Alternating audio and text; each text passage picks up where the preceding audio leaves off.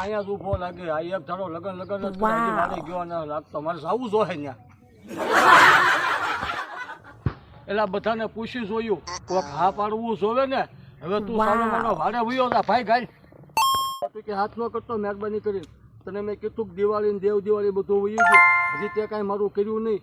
અને એમ કહેશો કે વાડે વયો જા. વાડે જાઉં છું અને જોઈએ આખો વાડો બાળી દઉં હમણાં. અને એવું લાગે સમય મળે ને તો હું માઇપા પડી જાય. તું જોઈએ હું જાઉં.